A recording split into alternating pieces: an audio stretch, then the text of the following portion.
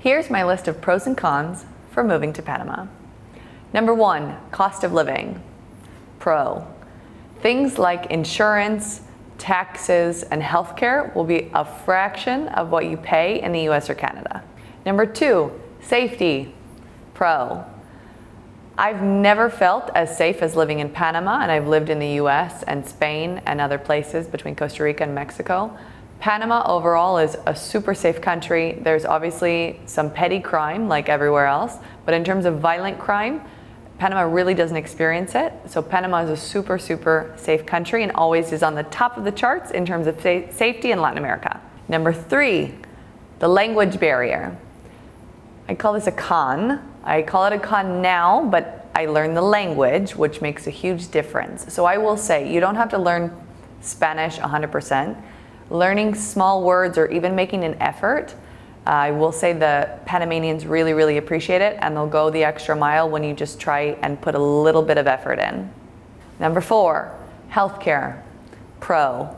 I've had 2 children here, and I've used the healthcare system here pretty extensively. The doctors here are fabulous. They're really well trained. A lot of them train in the US or Canada or even Europe. The majority of them speak English, and there's really good options in Panama City and the surrounding neighborhoods for hospitals and for healthcare. Number 5, timing. I'm gonna give this a con.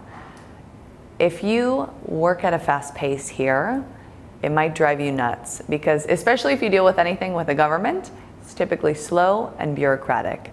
That involves, usually if you're going to check out for groceries, they're never usually in a hurry to get you out of there. If you go into the bank, just go in with some patience and take a deep breath, because when you get out of there, the sky will be blue and you'll be enjoying Panama, but the timing can be much longer than what you're used to. Number 6, taxes. This is a definite pro. So really, no matter where you're coming from, Panama has some of the lowest taxes. In fact, there's 0 tax on any foreign earned income here. When you look at things like real estate tax, capital gains tax, we still have some of the lowest percentages in the world. Number 7, weather. This is a pro. So I love Panama because the sun rises and sets at the same time every day. The only real difference is if it's summer or rainy season.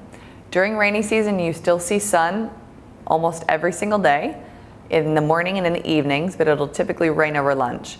During summer here, it's blue skies, beautiful sun all day, every day. So there's a little humidity, which is actually very good for you. It's great for your skin. So I would give the weather a thumbs up. Number 8, traffic. So I would give this thumbs down, definitely a con for now. Panama's doing many things to try and make the traffic better. So within Panama City, there's always some traffic in the mornings and in the evenings. We are putting in new infrastructure that will help people get out of Panama City in the evenings when they drive home. So they're putting in a new bridge, they're doing a metro line, and they're expanding the highway from 4 lanes to 8 lanes. So this will help a lot with traffic, but for now, it's kind of rough. Number 9, public transportation. I would give this a con for now, but again, we're putting a lot of money towards making it better. So right now, there's a metro line that goes all the way to the airport and comes all the way into Panama City.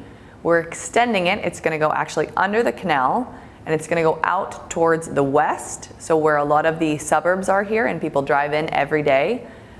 There's going to be a 3rd bridge, the metro line, and they're expanding the highway. So they're really putting a lot into the transportation. One thing that's amazing in Panama is Uber. I use Uber all the time. You can get anywhere in Panama City for about $3 to $4. So public transportation is getting there, but for right now, I would still give it a con. Number 10, driving services. So if you're not comfortable driving in Panama, there's solutions.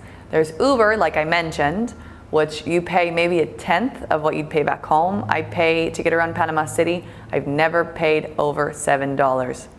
And that was when it was raining and high traffic. So a normal fee in Panama City is around $3.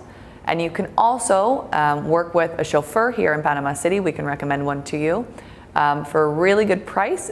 And we have some English speaking options. and they take you anywhere you need to go, and you don't have to worry about driving in Panama traffic. Number 11, sports.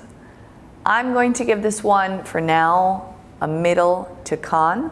Reason being, if it's not soccer, baseball, or boxing, we probably don't even know that it's going on.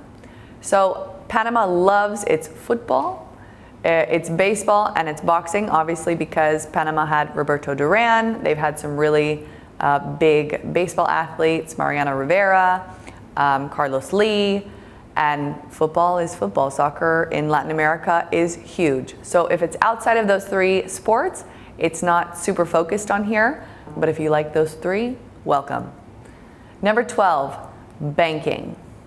I'm going to give this a pro for how many banks there are, but a con for the process of opening a bank account.